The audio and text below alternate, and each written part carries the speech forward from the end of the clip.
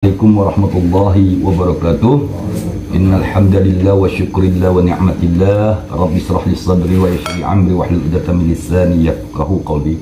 Allahumma zidna ilman nafi'an wajadahu basratan fil ilmi wal jismi wa qur rabbi adkhilni mudkhala sidqin wa akhrizni mukhraja sidqin waj'alni min ladunka sultanan nashiran ya arhamar rahimin irhamna ya dzal jalali wal ikram.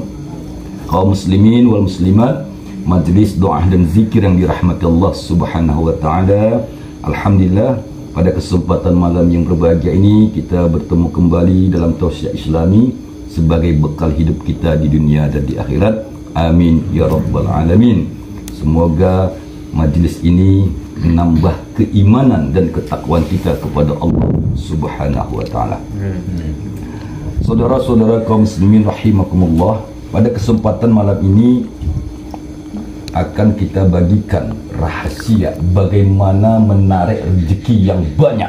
Wih, setuju aku tuh Pak. Nah, iya kan? Setuju langsung kan? Bagaimana cara menarik rezeki yang banyak?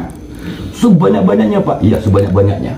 Nah, di dalam Al-Quran dan Sirah Nabawi menceritakan kan gitu, waktu Rasulullah khutbah terakhir. Ingat, waktu Rasulullah khutbah terakhir, ya, artinya di mana khutbah itu terakhirnya Rasulullah berdiri di atas mimbar Masjid Nabawi, maka Rasulullah berkhutbah. Dalam khutbahnya itu turunlah ayat Quran, ya, yang disebut dengan Alam Nas. Iza za'a nasrullahi wal fath. Nah, saudara-saudaraku kaum muslimin rahimakumullah, barang siapa ya mengamalkan alam nasrah ini kan itu di saat dia sujud terakhir, nah tatkala sholat baik sunnah maupun fardu maka rezekinya datang sederas-derasnya, ya, datang sederas-derasnya. Apa dasarnya? Ya, tatkala Rasulullah khutbah terakhir sudah, maka seluruh makhluk Allah, mulai dari bangsa jin, sudah, iblis, syaitan, demit, apa lagi, bahkan manusia berkerumun pada saat itu, seperti ada kontak batin. Kenapa? Karena di dalam ayat yang dibacakan Rasulullah dalam khutbahnya itu, Iza za'a nasrullahi wal fath. Ingat, apabila telah datang pertolongan Allah, sayadkhuluna fi dinillahi afwaja, maka berbondong-bondonglah manusia itu masuk ke dalam Islam. Paham? Nah, disinilah rahasianya. Apabila kita membaca itu di saat sujud terakhir dalam sholat, ya, maka rezeki kita pun akan datang berbondong-bondong seperti mana tatkala Rasulullah khutbah terakhir. Coba, jin, iblis, syaitan ikut dah. Pak, memangnya rezeki dari syaitan ada? Ada. Dari iblis ada. Ya. Bahkan ada istilah kata yang haram, yang halal masuk. Baik rezeki itu yang halal. Ya. Kan kita selalu berdoa, ya Allah berikanlah aku rezeki yang halal dan barokah. Tapi Allah enggak. Kata Allah, ada rezeki yang enggak halal dari jin, dari syaitan. Nah, ini dia yang orang tidak tahu rahasia itu. Kenapa gitu Pak? Nah, iya, yang sifatnya rezeki itu, ya, tanpa kita sadarin, baik yang datangnya yang halal maupun yang haram. Contoh kan gitu kan, kita tahu uang itu uang halal atau haram? Nggak tahu. Ya, kita tahu uang itu uang riba? Nggak tahu. Uang itu hasil rampok? Iya kan? Pak, zaman sekarang ini Pak, jangankan yang halal, yang haram aja susah. Iya, selalu gitu kan? Pak, jangankan yang halal, yang haram aja susah. Nah, yang bikin susah siapa? Nah, ini dia. Iza za'a nasrullahi wal fath wa ra'aitan nas yadkhuluna fi dinillahi afwaja Fasabbih, ini kuncinya. Bihamdi rabbika wastaghfir. Innahu kana tawwaba. Lantas bagaimanakah caranya supaya rezeki itu datang deras dari arah yang tidak kita ketahui, dan rezeki itu mau yang halal maupun yang haram masuk ke rumah. Mak sedap nih Pak, sedap. Kalau ada sampai rumah Pak, ya kita pilah lah. Oh ini yang haram, pinggirkan. Kan gitu kan? Boleh Pak Ustaz, rezeki yang haram masuk ke rumah? Boleh. Apa ubahnya letong masuk ke rumah?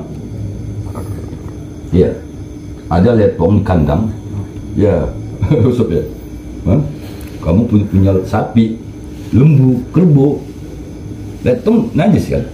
Najis. Ya, kotoran. Bermanfaat nggak? Bermanfaat. Buat apa? Pupuk. Nah, kalau uang haram Pak? Ya bermanfaat. Juga lah.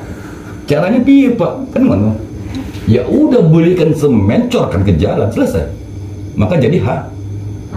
Itu dia, paham? Jadi mintalah rezeki kepada Allah itu jangan sebatas yang halal saja, paham? Agak, ya Allah berikanlah rezeki yang halal ya Allah, kan gitu kan? Ya iya, aku kasih yang halal. Paham sampai itu rahasianya? Maka mintalah rezeki kepada Allah sebanyak-banyaknya, mau halal mau haram masuk semua. Setelah masuk baru dipilah. Itu rahasianya. Ya Pak, sekarang Pak yang halal aja payah Pak, jangankan yang halal aja payah, apalagi yang haram. Ya makanya itu, karena mintanya yang halal. Ya Allah Maha Pengasih Maha Penyayang, dikasihnya lah yang halal, betul halal. Nah, disitulah rahasianya. Oleh karena itu, perhatikan ayatnya.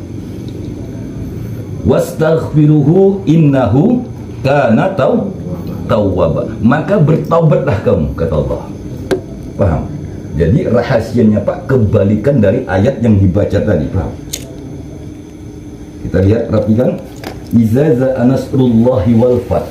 Apabila telah datang pertolongan Allah, sayadkhuluna fi dinillahi afwaj, maka berbondong-bondonglah rezeki itu datang kepadamu, kata Allah.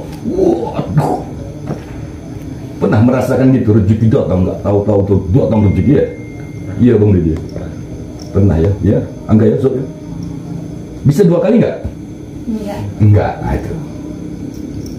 Kenapa tidak bisa 2 kali? Karena kita tidak mengikuti tertib seperti mana yang diajarkan Allah dan Rasul. Pertama, innahu kana tawwaba, sesungguhnya hendaklah kau bertaubat. Lakukan taubat. Pak, aku kan gak buat dosa Pak. Ya iya gak apa-apa, taubat aja. Kenapa taubat? Karena orang yang bertobat dicintai Allah. Innallaha yuhibbu minat tawwabin wa yuhibbu minal mutahhirin. Sesungguhnya Allah cinta kepada orang yang bertobat, dan Allah cinta kepada orang yang bersuci, yang menjaga kesucian. Jadi Pak, biar rezeki itu deras kayak mana Pak? Ya udah tobat dulu. Allahu Akbar. Laksanakan sholat taubat.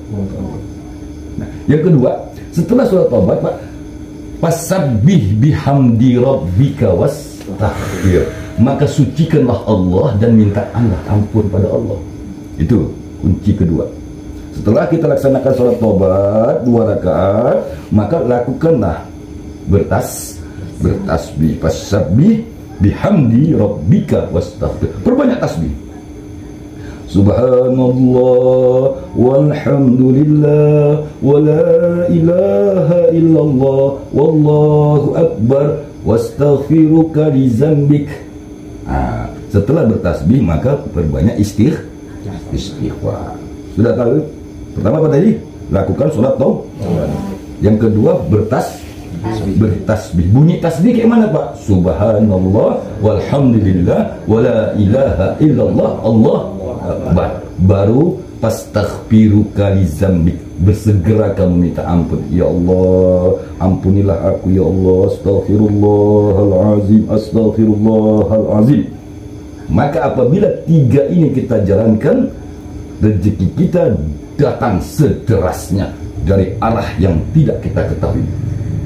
Itulah janji Allah Subhanahu wa ta'ala yang dibacakan Nabi di saat khutbah terakhir. Karena pada hari itu Nabi terakhir khutbah ya, dan dia tidak akan pernah khutbah selama. Artinya apa Pak? Nabi pun wafat. Rahasia di situ. Ya, izaza nasrullahi wal fath wa ra'aitan nasa yadkhuluna fi dinillahi afwaja, maka berbondong-bondonglah manusia itu mengantarkan rezeki kepadamu. Itu rahasia. Ya, makanya di situ kalimatnya apa? Ya, sayadkhuluna fi dinillahi afwaja, maka manusia ya, wa ra'aitan nas, dah tahu ya manusia malaman.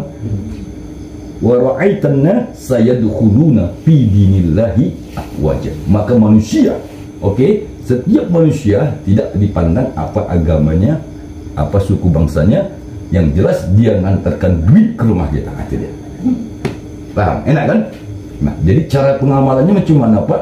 Bacalah itu surat Alam Nasrah kan itu di saat sujud terakhir dalam sholat.